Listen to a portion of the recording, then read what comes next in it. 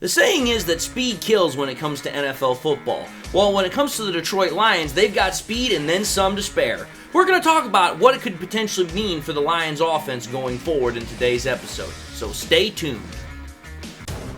It started with an owner who had a last name fans despised, hiring a coach that the experts thought was crazy.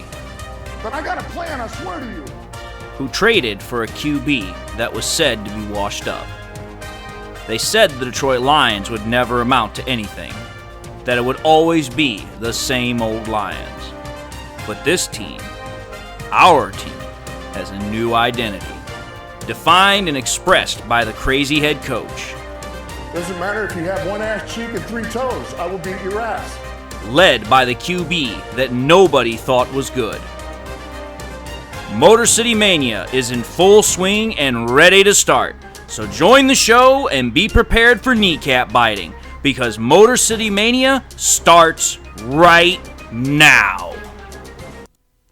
Hello everyone, and welcome back to yet another episode of MCM, Motor City Mania. I'm your host David T. Pike, and we are diving in right now. So here's the thing, folks.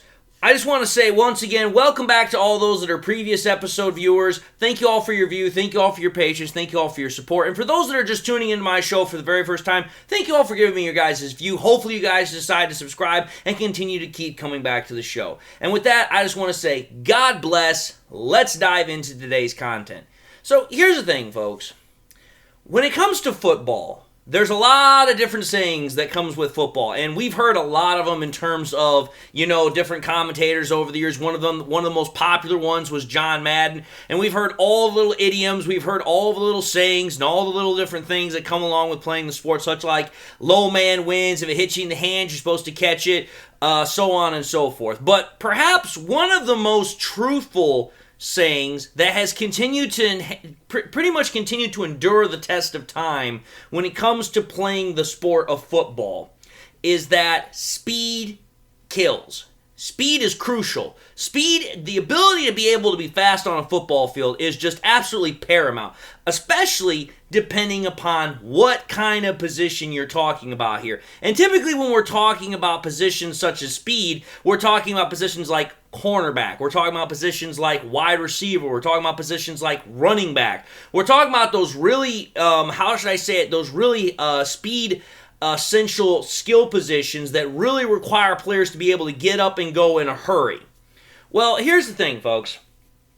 When you think about it, there's a couple of teams in the NFL that definitely have the category of speed on them. Perhaps right now, the one team that gets a lot of notice about it for how fast they play, at least on offense, is the Miami Dolphins. And that's primarily because of the fact that they have a player out there that's specifically called the Cheetah, and you all know who I'm referring to, it's Tyreek Hill.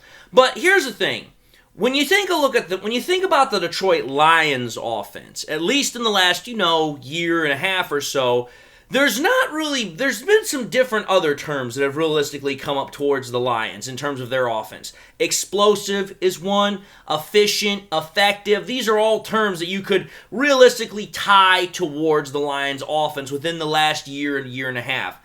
But now, as I'm trying to get along with this whole idea here with this episode, one more you can kind of add to this whole thing is fast, speedy, just ridiculously fast. It's like, dude, if you think about it here, the Lions, by and large, have some of the fastest players on their offense in terms of skill positions. And I'm going to prove it to you right now here. So let's just think about this realistically here really quickly. The Lions have a wide receiver that's 5'8", mind you, but he runs a blazing 4.3 time in terms of his 40. He runs a 4.34, and that's wide receiver Khalif Raymond. Then you have a running back that we just drafted in the first round this year in Jahmyr Gibbs, who runs a 4.36 40 time. And then we just got back a wide receiver that we drafted in the first round last year in Jameson Williams that we don't even realistically know what his 40 time is because he wasn't able to perform in the combine because he was nursing from an ACL tear. But here's the thing though. it has been speculated, it has been estimated that had Jameson Williams actually been able to run that 40 time, he would have probably been in the 4.2 range. Now, where within that 4.2 range? Nobody knows. But the safe estimate for some people is like 4.25. Either way here, you're talking about guys that are super freaking fast. You're talking about guys that are like grease lighted. It is hard to catch these guys because of just the sheer amount of speed and just agility that these guys have because of how fast they are. Now, here's the thing. When you take a look at the Lions offense just from that perspective, yes, you have the offense that is very fast. You have the offense that has quick strike capability because of just how speedy they have in terms of all of these weapons. But that's just part of the equation when it comes to this Lions offense. That's just part of the weaponry that they already have. They have a whole slew of other weapons to make up an ensemble of weapons that includes St. Brown, includes Sam Laporta, includes Josh Reynolds, and also includes David Montgomery and Jared Goff. I mean, this is an offense that's just literally loaded for bear. It is packed to the gills with just literal talent on it to just be able to score points at a premium whenever and however they want to.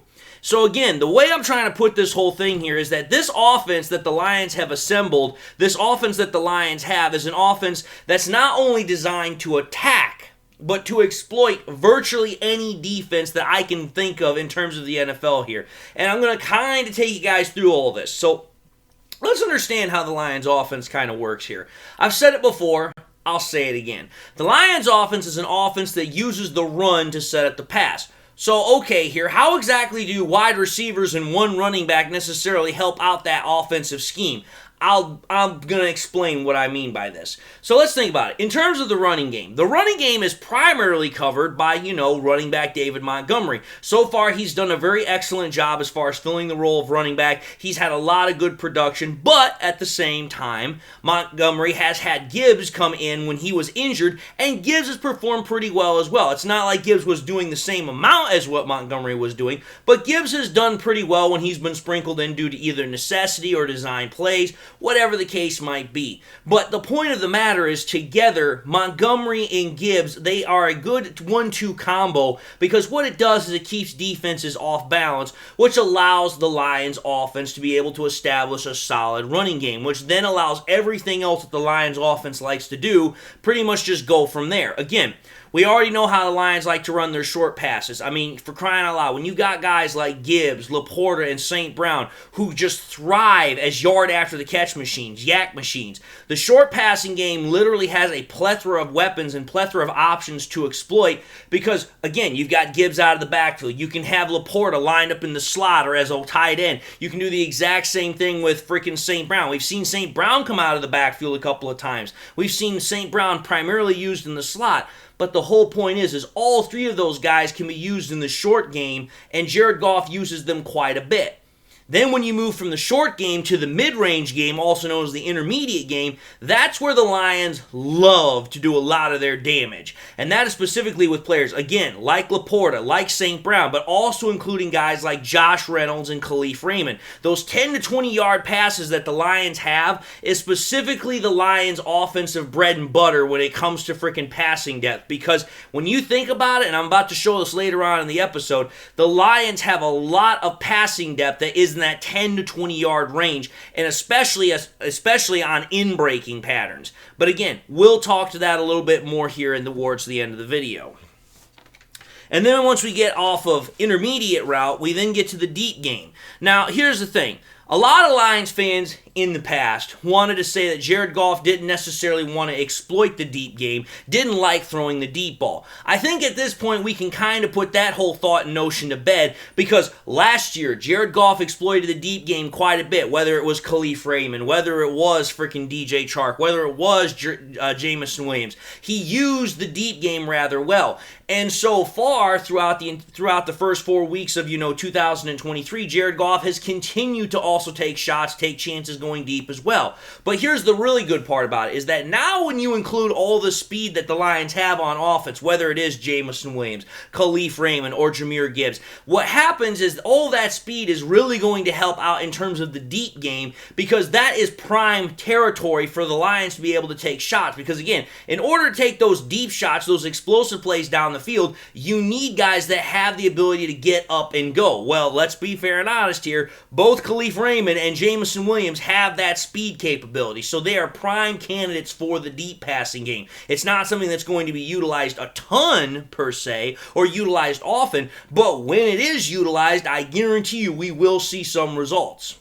And then finally, the Lions have their play action game, which is, again, based upon the fact that the Lions are a strong running game team, they are a strong run-first team, this is something that really helps out the play action game. It immensely helps it out, especially seeing as how Jared Goff is one of the best, or in my opinion, he is the best play action passer in the NFL, because last year he had the best play action passer rating, and literally he uses every single target that the Lions have to throw towards play action. Doesn't matter if it's Josh Reynolds, St. Brown, Laporta, Khalif Raymond. It literally doesn't matter. Whoever it is, if he finds you open, he's going to throw you the ball. And that's reflected in the fact that already Jared Goff currently right now has the 7th best passer rating in terms of play action passing in the NFL with a 126.3. So he's right where he was last year in terms of play action passing. So again, Jared Goff is again continuing to show that dominant ability,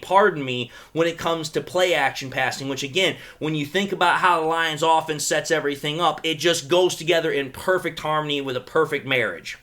So, that's kind of how the Lions offense is all predicated, right?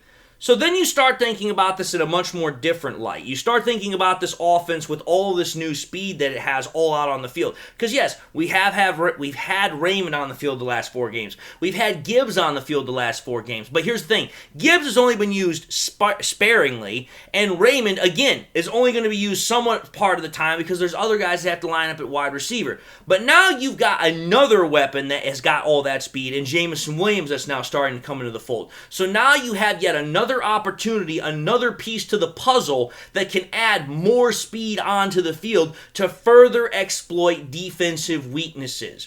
And so when you start thinking about all of the speed that Raymond, Jameson, and Gibbs possess, and all of the ability they have to open up the passing game for this Lions offense, I'm telling you this right now, the ability that they have to open up this Lions offense due to just the sheer speed they have, it's wider than the Grand Canyon in my opinion. I'm going to tell you how right now. Because understanding this will really get you guys to start understanding why I think the Lions really have been missing Jameson Williams and why I think the Lions are about to get a huge boost, even if Jameson Williams doesn't necessarily give all that much production out on the field. So let's take a look at this. I want you all to consider the fact that when you have 2 speed threat wide receivers on the field, even if one of them is limited, which let's be fair and honest, Dan Campbell did say that when Jameson Williams does come back, and there is expectation he will suit up for the Panthers game, it's not like he's going to be getting 60 snaps a game. He'll probably get about maybe 10, 15, something to that effect. But here's what I'm trying to put out here. Just the mere threat of having Jameson Williams on the field is going to force defenses to have to use deep zones because there's no way in Thunder they are just going to let him run around willy-nilly. They are going to make sure that he is covered and that he is accounted for, which what happens when you go into deep zones? What happens when you start taking those safeties back and they start playing deeper in the backfield, it now means you have a lighter box up front. It means you have less pressure being brought into the box to stack against the run. Okay here. You have less pressure in the box to stack against the run. This then opens up the running game because with less men in the box, there's better matchups for terms of powers, sweeps, dives, draws, whatever term have you. And again, where does the Lions offense start? Oh, that's right. It starts with running the ball. But as we already know, the Lions have done pretty good running the ball so far this year. So now you add Jameson Williams into that mix on top of that, it's only going to get better. So that's point number 1. Now, let's think about this as well. When you have all this speed on the field, it also means another thing. It means that teams are going to have to change up their defensive coverage schemes as well, because let's understand something here. There is simply no way you're going to be able to cover guys that are as fast as Khalif Raymond and Jameson Williams in man coverage. They're just too dang fast. If you were able to find somebody that could keep up with them, it would be like in the literal 1 percentile of what NFL players have to offer, because most players don't have 4.3, 4.2 speed. So in order to counteract that speed, the only thing that NFL defenses can realistically do is they go to zone coverage. Well, here's the thing. Zone coverage has inherent weaknesses. In fact, it's always got a weakness, and that's either by design or when it's being implemented on the field, there's some sort of a communication failure between players because they aren't able to pick up guys that are going in and out of zones. But here's the thing about zone coverage that really, really works with the Detroit Lions offense here. You have to understand something about zone coverage. Zone coverage, like I said, every zone coverage has some sort of a disadvantage built into it inherently, and it's just by design. And I'm not saying that they designed it to have a weakness. It's just, listen, you can't account for everything on the field in zone coverage. Well, here's the thing. The main disadvantage with zone coverage is that when you have well-timed short to mid-range throws over the middle, it really starts taking advantage of those gaps in zones that are over the middle of the defense, particularly, as I'm trying to state here, in the middle between the safeties and the linebackers, because the safeties and linebackers, they can't cover everything. So usually there's going to be gaps in the middle of the defense because, again, zone can't cover everything. Well, when you have a quarterback and wide receiver tandem, or wide receiver core in this case, that is very, very well timed, very well has a lot of chemistry developed between it because of all the routes and all the reps they've taken, and you start using those well-timed short to mid-range throws, it's really going to start taking advantage of those zone deficiencies, particularly because of, again, when you have all that speed on the field, whether it's Raymond, whether it's, freaking Jameson Williams, whether it's Jahmyr Gibbs, or all three even sometimes, what's going to happen is the zone defense is going to be brought out to try and counteract that speed. This is perfect for the Lions offense because, again, as I just demonstrated a few minutes ago, the Lions offense is one that loves to attack the mid-range part of the field, especially in the middle, because, again, Jared Goff likes throwing those in-breaking routes. It's a perfect mesh coming together. Hey, you have all the speed, you're going to counteract with the zone coverage. The zone coverage is particularly weak in the middle. Hey, the Lions like to throw in the middle on mid-range routes. It just works perfectly. And again, the stats back it up. If you go to NFL.com, Jared Goff is tied second in the league right now with passes of 20-plus yards or more. So again, you're talking about that 10 to 25 yard range type of passing. And you want to know who Jared Goff is tied with and just behind? He's just behind Kirk Cousins by 1, and he's tied with Matthew Stafford at 18. Kirk Cousins has 19, Stafford and Goff have 18. So then, now we're going to move into going back to the run game here because, again, like I've been saying, the run game predicates what the Lions offense is going to do because everything for the Lions offense starts up front by getting that run game established, right? And I just pointed out how having that speed is going to take out those safeties from the box. Well, it's also going to do something else here. When that run game starts going downhill and it starts really starting to impact, what's going to happen? Well, the safeties and linebackers, they're naturally going to start creeping in a little bit because they're going to want to try and sell out for the run. They're going to try and naturally stop it because if a team starts doing really well, they're going to think, well, if I just creep up a little bit, I could get there a second sooner and make a play. Well, here's the thing, though. Again, if you start doing that, you're going to put yourself in a bad position because, again, Jared Goff, as I just demonstrated not that long ago, is one of the best quarterbacks and, in my opinion, the best play-action quarterback in the entirety of the NFL. Well, here's the thing. What happens in play action? When you snap the ball and the linebackers and the safeties, they blitz, they come up, and then all of a sudden the quarterback still has the ball, they're out of position. They're now behind by a half a step or a full step, and now you've got all these wide receivers and tight ends in the freaking backfield of the defense. They're just roaming around, and they've got a guy that's either right behind them or not in the same zone as them. Well, imagine how much more complicated of a notion that is to try and cover when you've got guys like Khalif Raymond and freaking Jamison Williams that are running 4.340s or 4.240s back there. It's so hard to even fathom trying to catch somebody that's that fast when you're already at a disadvantage of a half a step or a full step behind. So what I'm trying to get at here is that the Lions are going to use the speed of these speed demons, so to speak, to pretty much just go all over the freaking defenses that they have to play against. And the reason why is because in order to respect that speed, it completely changes the dynamic of any defense that comes up against the Lions, because they cannot simply just say, hey, we're not going to cover that guy in his speed. They have to honor it. They have to respect it. It completely changes how a defense is going to try and stop the Lions' offense. And this allows the Lions' offense, in turn, to then exploit those blown defenses that they just simply can't cover up all that speed that's on the field. Again, it all works together in perfect harmony. Because I'm going to tell you this right now. If you think about it, the best part about having all this speed, other than just opening up opportunities for other guys, is that it also opens up opportunities for the speed guys that I'm talking about right now. Because think about it. Again, if you have all three of those guys on the field, or two of those guys on the field, I'm telling you this right now, you're not going to be able to cover everybody. So, okay, you try and take away the speed guys, that's going to open up something else for some of the slower guys like St. Brown, Laporta. And they're not slow, it's just they're a little bit slower in comparison. But that's the whole point. If you try to take away the speed demons and not give anything up over top, or, let them get open in space and pick up yards after the catch, you're going to leave somebody else open. Okay, you feel like you're going to take your chances and let somebody else try and play zone coverage against those speed guys? You might win maybe once or twice, but eventually you're going to get burned.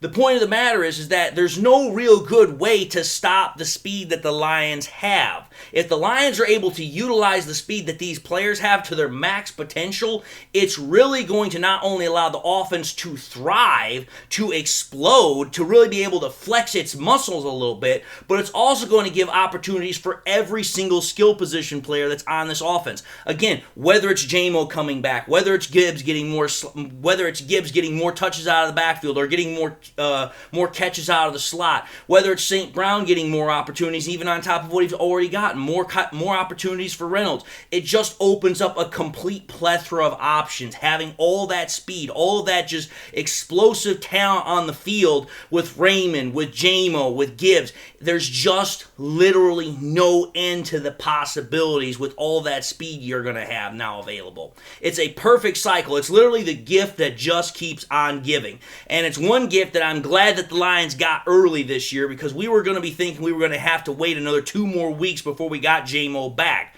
But we got him back early, and now teams are going to have to start game planning for J-Mo being back in the lineup. And I'm telling you this right now, sure as God is my witness and God made little green apples, defenses are going to change their approach against us, especially when J-Mo's on the field. And it's going to open up a whole slew of opportunities for the Lions that we haven't really had a chance to use just so far this year. So I'm telling you this right now.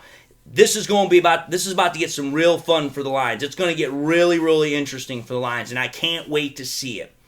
But anyway, I think I've done a somewhat sufficient job as far as presenting my evidence. So without further ado, I just want to say thank you all for watching yet another episode of MCM Motor City Mania. If by chance you liked what you saw, I highly encourage you all to do one of these 3 things, or to do all 3 of them even. That's even better. I highly encourage you all to please like, comment, and subscribe to the channel.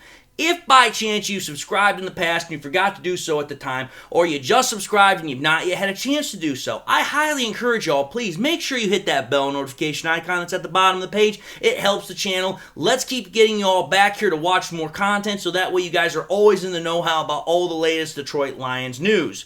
And I also encourage y'all, please share this Lions content with your Lions friends and family members. Again, let's keep getting the subscriber count up. Let's keep getting this channel growing. So please, share it here on YouTube, share it on Twitter, share it on Facebook, share it anywhere and everywhere you can with anybody and everybody that you can.